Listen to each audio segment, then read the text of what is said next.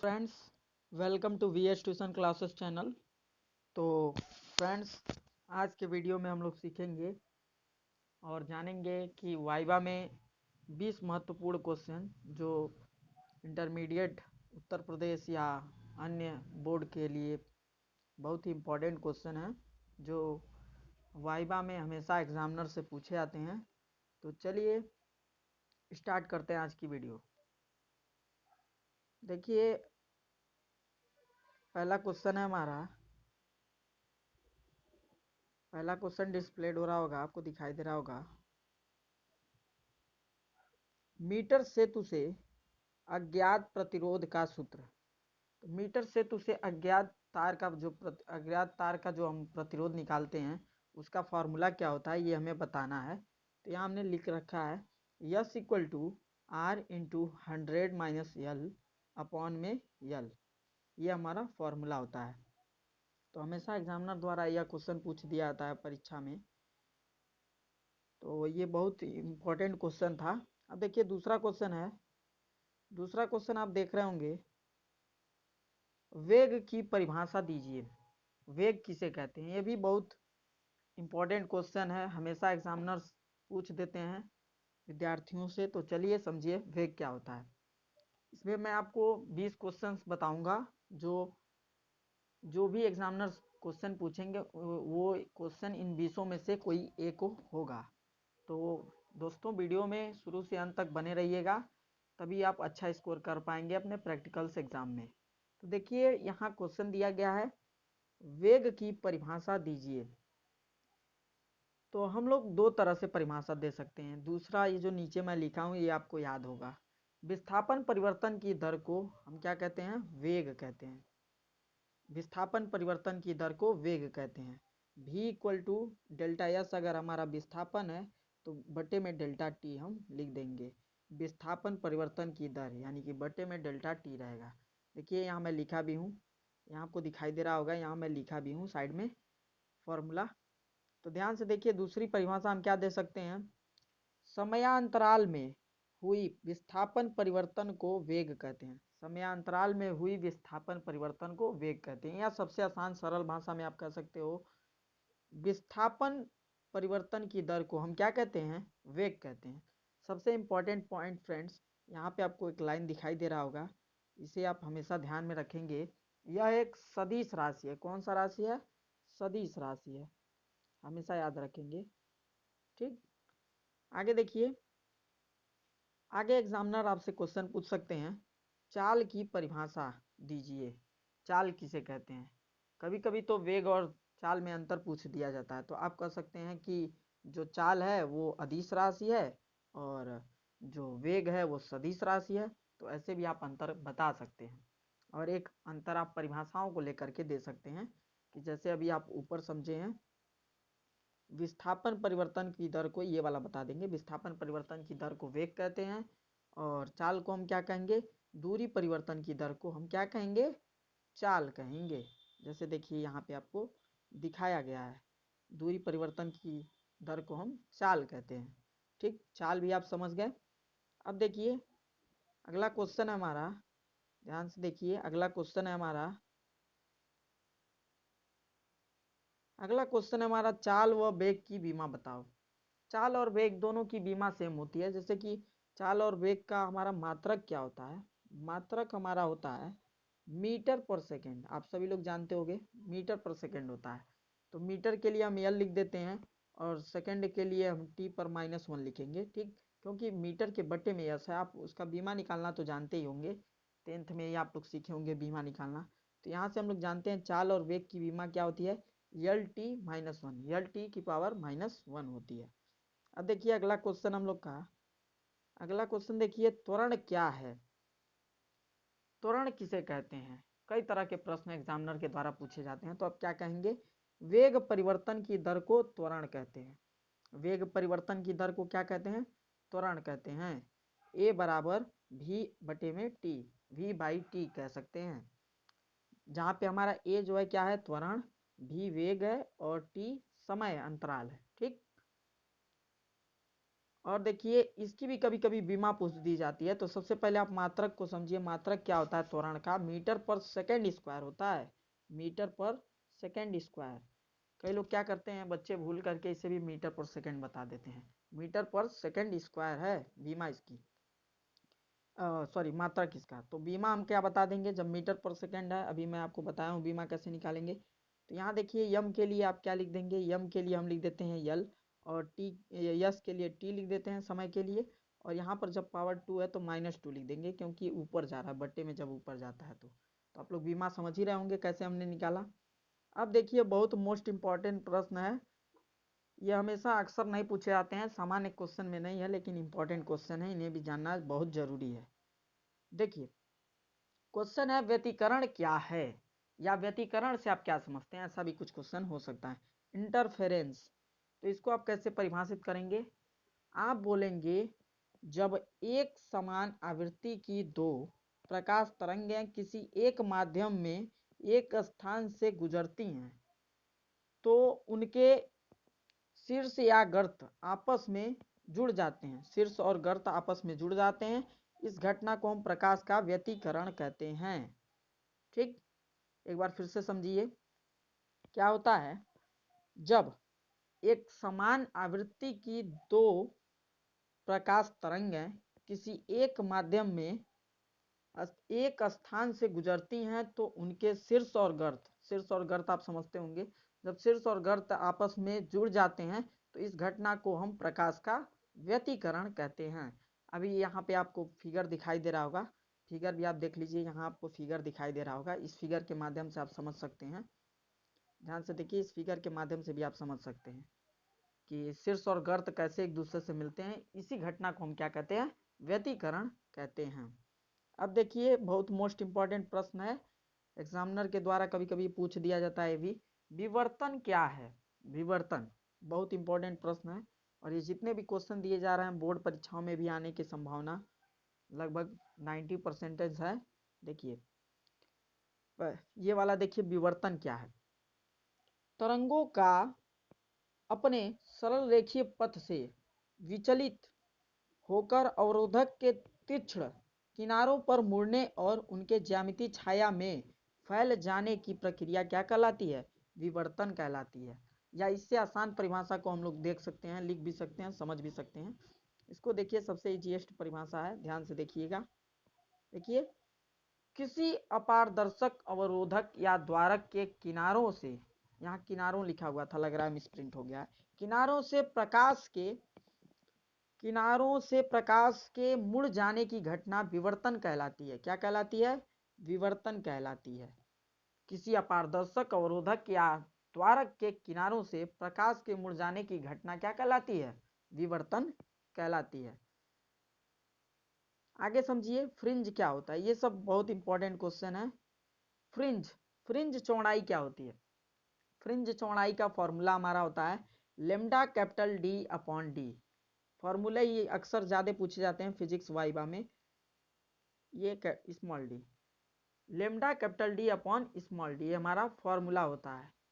अगला देखिए, अगला हमारा है, कभी कभी एग्जामिनर के द्वारा एक क्वेश्चन पूछ दिया जाता है कि अगर कोई क्यू आवेश है, ठीक, तो उसमें अगर कोई क्षेत्र है उसमें क्यू आवेश है तो उस पर लगने वाला बल क्या होगा? तो हम इसको ऐसे फॉर्मूले के द्वारा बता सकते हैं, F equal to Q into E, वैद्युत क्षेत्र की तीव्रता है ये, तीव्रता, यहाँ ई जो है वो वैद्युत क्षेत्र की तीव्रता है। समझ रहे हैं आप इस बात को?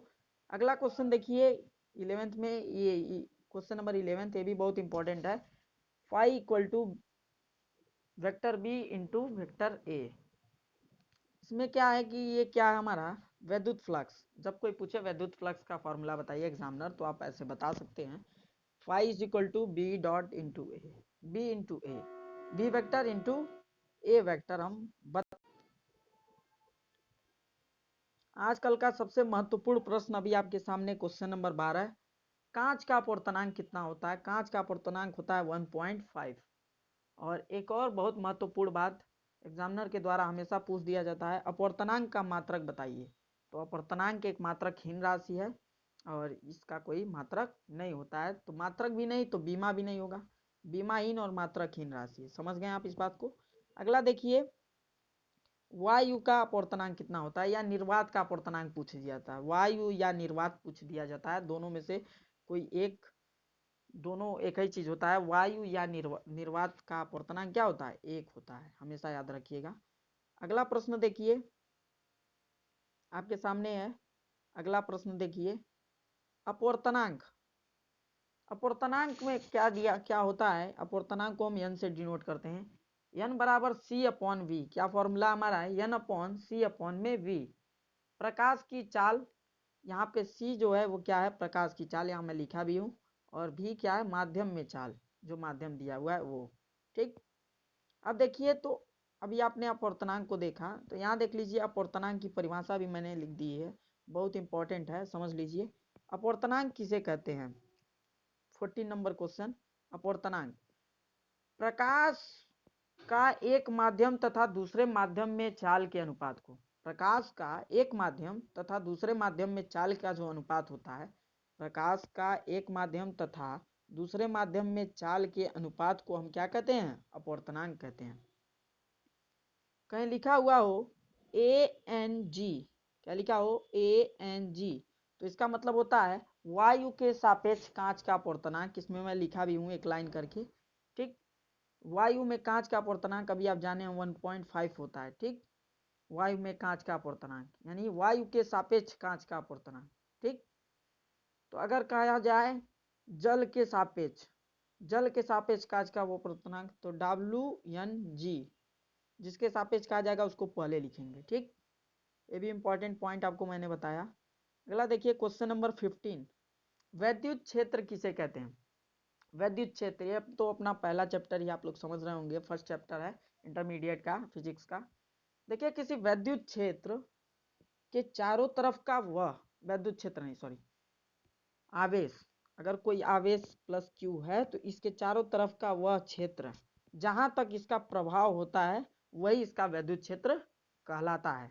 आशा करते हैं आप इसको भी समझ चुके होंगे। अब देखिए क्वेश्चन नंबर 16 देखिए, गाउस का नियम, बहुत इंपॉर्टेंट क्वेश्चन है परीक्षा की दृष्टि से और एग्जामिनर की दृष्टि से भी।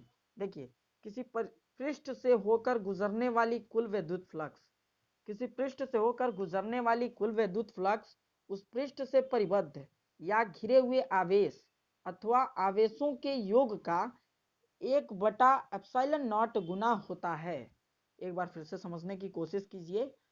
किसी पृष्ठ से होकर गुजरने वाली कुल वैद्युत फ्लक्स उस पृष्ठ से परिबद्ध या घिरे हुए आवेशों अथवा आवेशों के योग का 1/ε0 गुना होता है। आवेशों का योग का क्या होता है, 1/ε0 गुना होता है।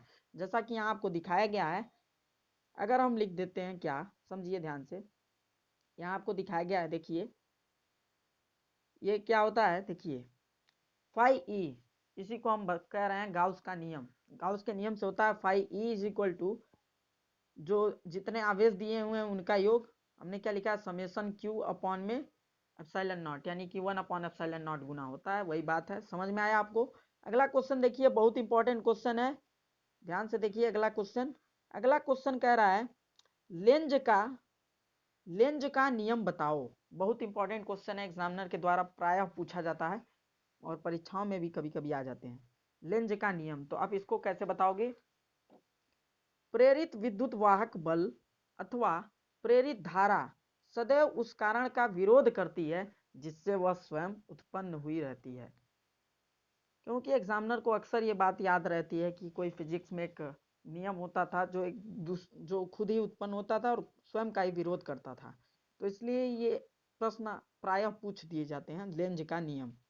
तो आप इसे ऐसे बता सकते हैं, प्रेरित विद्युत वाहक बल अथवा प्रेरित धारा सदैव उस कारण का विरोध करती है। प्रेरित विद्युत वाहक बल अथवा प्रेरित धारा सदैव उस कारण का विरोध करती है जिससे वह स्वयं उत्पन्न हुई रहती है, यानी जिससे उत्पन्न रहती है उसी का विरोध करती है। ठीक, इस बात को आप समझ चुके होंगे। अब देखिए क्वेश्चन नंबर 18 जो है, ये हम आगे अभी आपको बताते हैं, आगे है इसी में। देखिए ओम का नियम, अगला क्वेश्चन है हमारा ओम का नियम, ओम्स लॉ। ओम्स लॉ आप कैसे डिफाइन करोगे अगर आपसे एग्जामिनर पूछ देते हैं, और ये परीक्षा की दृष्टि से तो बहुत इंपॉर्टेंट है, वेरी इंपॉर्टेंट क्वेश्चन। देखिए, यदि किसी चालक के भौतिक अवस्था में परिवर्तन न हो रहा हो, कोई चालक है उसके भौतिक अवस्था में यदि परिवर्तन न हो रहा हो, तब चालक के सिरों पर लगाया गया विभवांतर, चालक के जो सिरे हैं उस पर लगाया गया विभवांतर उसमें प्रवाहित धारा के समानुपाती होता है। इस प्रकार से हम कह सकते हैं V प्रोपोर्शनल टू I, यही बात कही जा रही है यहाँ पे, V is proportional to I। भौतिक अवस्था में परिवर्तन न हो रहा हो, यदि किसी चालक के भौतिक अवस्था में परिवर्तन न हो रहा हो, तब चालक के सिरों पर लगाया गया विभवांतर उसमें प्रवाहित धारा के समानुपाती होती है, यानी V is proportional to I। अब हम यहाँ कोई कांस्टेंट लिख देते हैं इक्वल करके, तो हम क्या लिख देंगे, कांस्टेंट R लिख देते हैं यहाँ पे।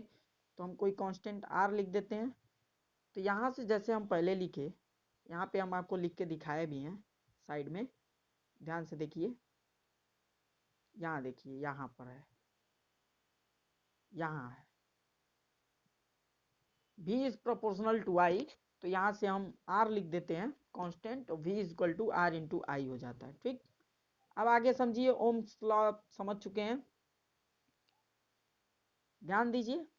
क्वेश्चन नंबर 20, कूलाम का नियम। तो ध्यान से समझिए कूलाम का नियम क्या होता है, ये भी बहुत इंपॉर्टेंट क्वेश्चन है, कूलाम्स लॉ। ध्यान से समझिए, दो आवेशों के बीच लगने वाला स्थिर वैद्युत बल उनके परिणामों के गुणनफल के अनुक्रमानुपाती तथा उनके बीच की दूरी के वर्ग के व्युत्क्रमानुपाती होता है। यानी कि हम इस नियम के अनुसार, जो हमारी पहली लाइन क्या कह रही है, वैद्युत वाहक बल जो होता है, स्थिर वैद्युत बल जो होता है, स्थिर वैद्युत बल जो होता है वो क्या होता है, दोनों आवेशों के परिणामों के गुणनफल के बराबर अनुक्रमानुपाती होता है। जैसे कि हम क्या कर सकते हैं, F is proportional to Q1 into Q2। दूसरा आवेश, अगर हम मान लीजिए दो आवेश लेते हैं ऐसे, यहाँ पर कोई दो आवेश है, एक Q1 है और एक Q2 है, इन दोनों के बीच की जो दूरी है वो R है। ठीक, ये या इसको दोनों एक ही साइन ले लेते हैं, या माइनस प्लस भी ले सकते हैं, उसमें कोई बात नहीं है। ठीक है, अब देखिए, अगर हम क्या करें, अगर हमको ये कूलाम के नियम से अगर हमको ये समझना है, तो क्या होता है, दो आवेशों का जो परिणाम होता है उनका गुणनफल, ठीक, F is proportional to Q1 Q2 हो जाता है। और ये हमारा इक्वेशन नंबर 1, और दूसरा इक्वेशन हमारा इस प्रकार से हो जाता है, F is inversely proportional to 1/r², बीच की दूरी के वर्ग के व्युत्क्रमानुपाती होता है, इनवर्सली प्रोपोर्शनल हो जाता है। ठीक, इक्वेशन नंबर 2 ये हो जाएगा, इक्वेशन नंबर ये 1 हो जाएगा। अब हम लोग इसके बाद वाली लाइन यहाँ आपको लिख के दिखाया गया है कि इनवर्स, आप देखिए दोनों को हम इक्वेशन फ्रॉम इक्वेशन 1 एंड 2, यानी इक्वेशन 1 और 2 से, समीकरण 1 और 2 से हम क्या कर सकते हैं, F इक्वल टू कॉन्स्टेंट के लिख दिया, Q1 Q2/r² कर दिया, ये हमारा फॉर्मूला यहाँ से आ गया। तो आशा करते हैं आपको ये वीडियो अच्छा लगा हो। अगर वीडियो अच्छा लगा है तो चैनल को सब्सक्राइब करें और इस वीडियो को लाइक करें। Thanks friends, good by two all of you, मिलते हैं नेक्स्ट वीडियो में।